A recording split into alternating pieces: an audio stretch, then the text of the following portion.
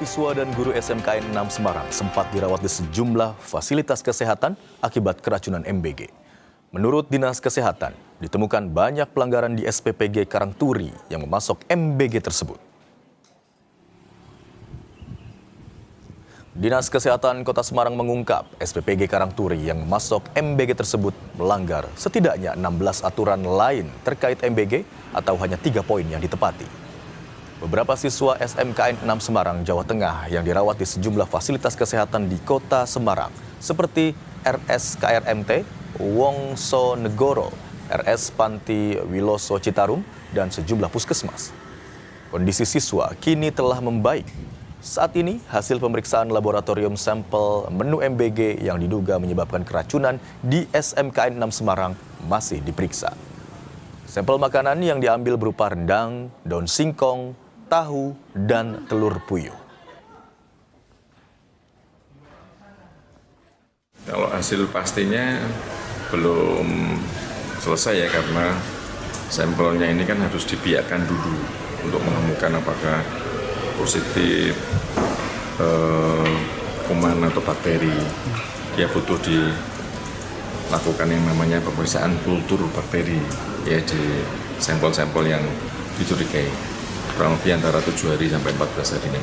Dari kawan-kawan dari BGN kemarin itu kan sampaikan bahwa masaknya terlalu dini ya, jam 9 malam sudah dimasak. Jadi bisa dikatakan itu secara garis besar ya dari 19 SOP atau SPO yang harus ditaati oleh SPPG. Dari pendataan yang dilakukan SMKN 6 Semarang, tercatat 707 siswa dan guru yang terdampak keracunan setelah mengonsumsi MBG. Pasca kejadian keracunan massal, aktivitas belajar mengajar di sekolah kini kembali berjalan normal. Sebagian besar siswa yang sebelumnya mengalami gejala keracunan telah kembali mengikuti kegiatan belajar seperti biasa. Dugaan sementara, keracunan terjadi setelah para siswa dan guru mengonsumsi menu makan bergizi gratis atau MBG yang dibagikan. Siswa dan guru merasakan gejala mual, pusing, muntah, hingga sakit perut.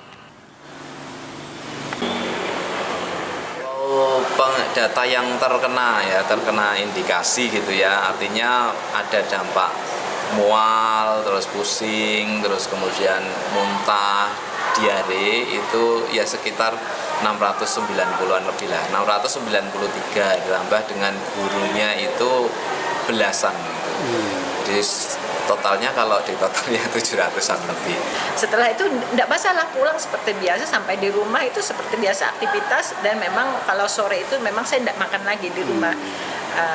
Kira-kira malam kurang lebih jam 23 saya itu bangun, badan saya itu sakit ya, kemudian agak mulus ke belakang, bolak-balik, karena saya menganggap itu kondisi saya ya yang memang saya tidak stabil.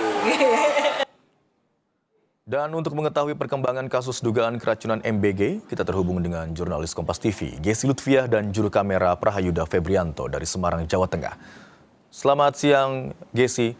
Bagaimana hasil pemeriksaan sampel MBG dan apakah sudah dapat disimpulkan penyebab keracunan? Ya, selamat siang Imron dan juga saudara. Update terbaru dari kasus dugaan keracunan makan bergizi gratis di SMK Negeri 6 Kota Semarang ini. Untuk sampel dari kejadian hingga saat ini masih dalam proses di laboratorium Dinas Kesehatan di Semarang, begitu Imron, dan diperkirakan sampel hasil dari penyelidikan ini baru bisa keluar paling cepat ini 1 minggu setelah masuk di laboratorium, sehingga saat ini belum bisa diketahui hasil dari sampel makan bergizi gratis yang sedang diteliti. Namun kalau tadi kami sempat berbincang-bincang begitu ya, dari kejadian pada hari Kamis pekan lalu hingga saat ini, siswa dan juga guru yang menjadi korban terdampak ini yang jumlahnya sekitar 707 warga di sekolah SMK Negeri 6 Semarang mengaku bahwa kalau dilihat dari bentuk pada saat akan mengkonsumsi makan bergizi gratis di hari tersebut, memang menu ini cukup mencurigakan. karena ada bau khas tertentu dan juga rasa yang kurang nyaman begitu saat mereka mengkonsumsi.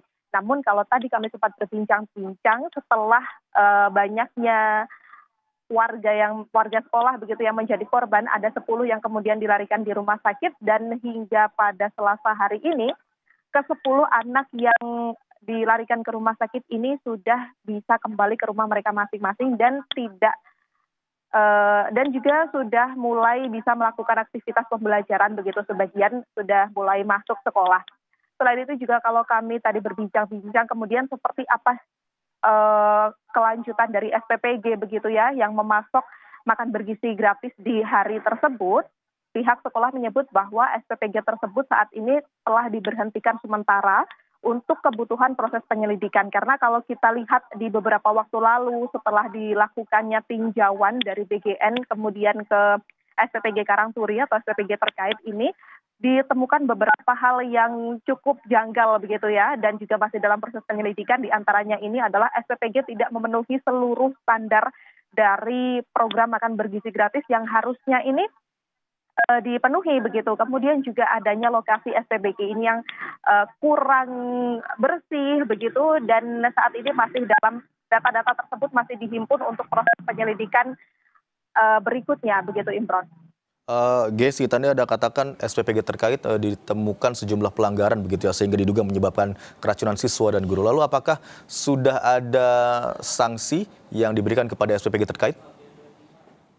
Hingga saat ini untuk SPPG terkait memang tengah diberhentikan sementara, Imron, untuk proses penyelidikan, sehingga SPPG ini tidak bisa beroperasi sampai dengan proses nantinya penyelidikan ini berlangsung, atau mungkin juga nanti kemudian akan mengikuti sanksi berikutnya. Namun hingga saat ini proses penyelidikan ini masih berlangsung.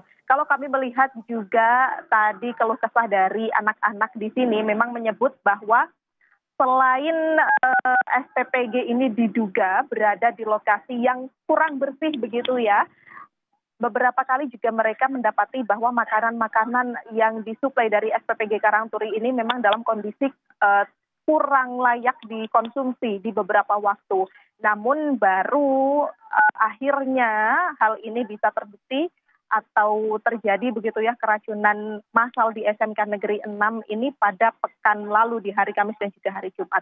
Tidak sedikit juga kemudian tadi saat kami berbincang-bincang dengan siswa-siswa, mereka mengeluhkan bahwa setelah mengkonsumsi ini mereka juga mengalami sakit perut, kemudian mual, dan juga diare hingga berkepanjangan, tidak hanya 1 hari namun hingga 3 hari, dan juga hingga dilarikan ke rumah sakit, Imron. Baik, hingga saat ini proses penyelidikan masih terus dilakukan, termasuk dengan dugaan pelanggaran yang dilakukan oleh SPPG terkait. Sementara itu, sampel makanan juga masih terus dilakukan proses uji laboratorium oleh Dinas Kesehatan Semarang. Terima kasih atas laporan Anda, jurnalis Kompas TV Gesi Lutfia dan juru kamera Prahayuda Febrianto. Informasi lainnya, saudara, banjir menerjang permukiman warga di Kota Padang, Provinsi Sumatera Barat. Banjir juga membuat akses jalan di jalur bypass Padang terputus.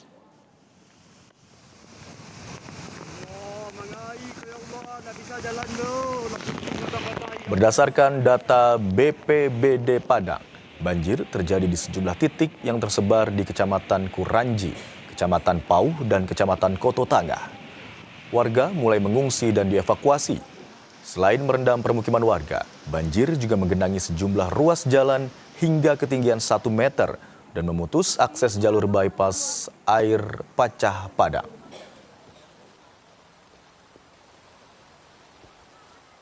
Kondisi ini belum ini Pak, karena air di sini terlalu tinggi. Jadi untuk tempat pembuangannya ini gimana yang indah di situ dia apa dah? Kalau lalu lintas gimana Pak? Untuk sementara lalu lintas ini Pak, macet Pak. Nanti nanti bisa kita bersama warga Pak. Polri mengerahkan 71 personel SAR Brimob membantu evakuasi korban banjir di Padang. Hingga Senin malam, tim SAR dari Satbrimob Polda Sumatera Barat menyisir sejumlah titik banjir di Kecamatan Kuranji, Kecamatan Pauh, dan Kecamatan Koto Tangah. Banjir merendam permukiman dengan ketinggian 1 meter. Total sudah 130 orang yang dievakuasi.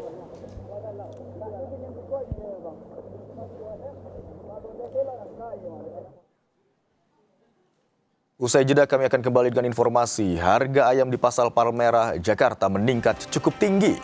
Harga ayam potong tembus Rp45.000 per kilogram. Melonjaknya harga berdampak pada turunnya jumlah penjualan.